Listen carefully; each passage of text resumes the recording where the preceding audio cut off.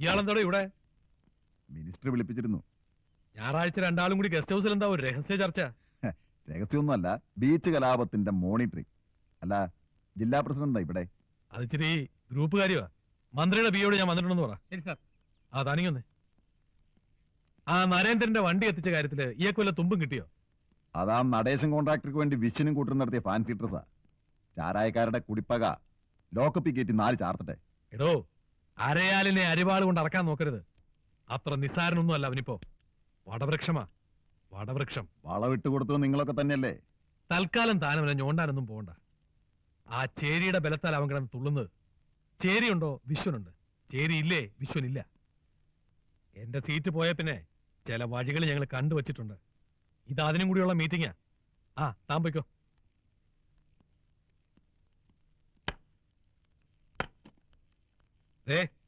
ഞാൻ ആ DIG ആയിട്ടൊന്ന് ഏറ്റുമുട്ടിട്ടായി വരുന്നത്. ആരുടെ ലോറിയാലെന്താ? കത്തിച്ചാ നിനക്കൊന്ന് എന്നെ വിളിച്ച് പറയാൻ പാടില്ലായിരുന്നോ? എടോ കോപ്പേ, അയാൾക്ക് തന്നെ പിടിച്ച് 4 ചാർത്തി ചാർത്തണമെന്ന്. എന്റെ ചെക്കന്റെ മേലുതൊന്താ കേന്ദ്ര സർവീസിൽ ഡെപ്യൂട്ടേഷൻ നോക്കിക്കോളാൻ ഞാൻ താക്കീത് കൊടുത്തു. ഞങ്ങളെ വിളിപ്പിച്ച കാര്യം എന്താന്ന് വെച്ചാ പറ. കണ്ടവനൊക്കെ വേണ്ടി കൊന്നും കൊലവിളിച്ചും ഇങ്ങനെ എത്ര നാളാടോ? ഇന്നത്തെ കാലത്ത് സുഖമായിട്ട് ജീവിക്കണമെങ്കിൽ ബാങ്കിൽ 10-15 ലക്ഷം രൂപയുടെ ഡെപ്പോസിറ്റ് വേണം, താമസിക്കാൻ ഒരു ബംഗ്ലാവ് വേണം, സഞ്ചരിക്കാൻ ഒരു കാറ് വേണം. ഈ പറഞ്ഞതെല്ലാം ഞാൻ നിനക്ക് ഒപ്പിച്ചു തരാം. ഓരോ ലക്ഷം രൂപ ഈ കുട്ടിക്കൊരങ്ങന്മാർക്കും കൊടുത്തോളാം. നിങ്ങളുടെ ഭാവി സുരക്ഷിതാവട്ടെ. പകരം നിങ്ങൾ ആ ചേരിയിൽ നിന്ന് മാറി നിന്ന് തന്നാ മതി. ഞങ്ങൾ മാറി തന്നാൽ ചേരിയിലെ ബാക്കി ജന്തുക്കൾക്ക് സിറ്റി വിട്ട് 3 സെന്റ് വീതം ഞാൻ കൊടുപ്പിച്ചോളാം. ഒഴിഞ്ഞു കിട്ടുന്ന ആ ഭൂമിയില് ഞാനൊരു പെട്രോൾ പമ്പ് തുടങ്ങാം. സമ്മതമാണെങ്കിൽ പറ. റവന്യൂ മന്ത്രി അപ്പുറത്തുണ്ട്. ബാക്കി ഞങ്ങൾ നോക്കിക്കോളാം.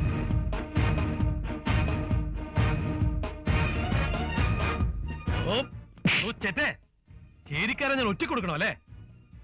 ആഗ്രഹം അങ്ങ് മനസ്സിൽ വെച്ചേര്.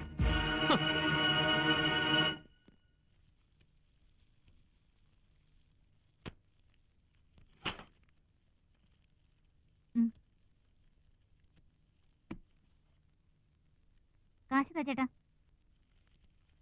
കാശ് തരാൻ. തരാൻ കൊച്ചേ. കാശ് താ ചേട്ടാ. എന്നും വന്ന് മിന്നായം പോലെ അങ്ങ് പോവില്ലയോ? ഇന്നെങ്കിലും നേരെ ചുവ ഒന്ന് കണ്ടോട്ടെ. നേരെ ഒത്തിരി എനിക്ക് പോണം. 6-7 കടയിൽ കൂടി കൊടുക്കാനുള്ളതാ. മോളെ ഇങ്ങോട്ട് വാ. കാശ് എത്ര വേണമെങ്കിലും ചേട്ടൻ തരാം. മോളെ വെള്ളം വെക്കാതെ. ആരും നീ പേടിക്കണ്ട. കാശ് വേണമെങ്കിലും ഞാൻ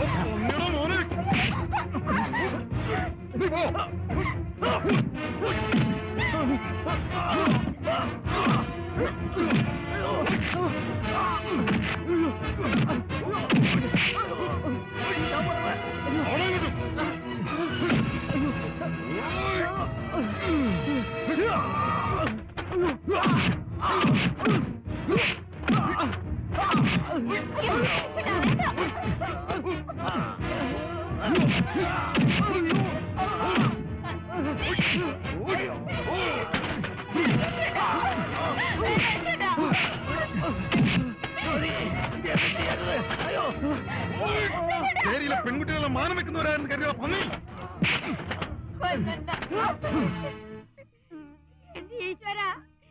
എന്തൊരു ലോകമായി. എവരൊന്നും അമ്മ പെങ്ങന്മാരില്ലേ? ഈ കുരുന്നിനെയൊക്കെ കഴിവെക്കാൻ ആ കാലമാണെന്നെങ്ങനെ തോന്നി? ഞാൻ പറഞ്ഞിട്ടുള്ളതല്ലേ, നിങ്ങൾക്ക് രണ്ടാൾക്കും വയറ് കഴിയാനുള്ള വക ഞാൻ ഉണ്ടാക്കി തന്നോളാന്ന്. നിന്റെ ഈ ആടിയെ പിടിയും വെട്ടും കുത്തൊക്കെ നിർത്തി നല്ലൊരു മനുഷ്യനായിട്ട് കൂലിപ്പണി എടുക്ക്. പൈസ അടയ്ക്കാൻ മനസ്സില്ല. നിങ്ങൾ കട്ട് ചെയ്യണത് എനിക്കൊന്ന് കാണണം. വണ്ടി കയറി നമ്മുടെ ആട്ടോ എട്.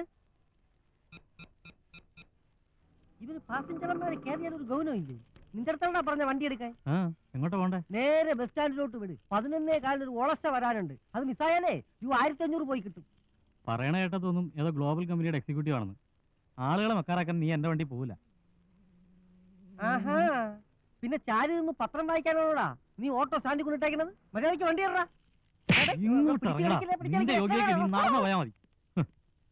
ഡ്രൈവർ വണ്ടി എടുക്ക്. ഓ ഉത്തരവ്.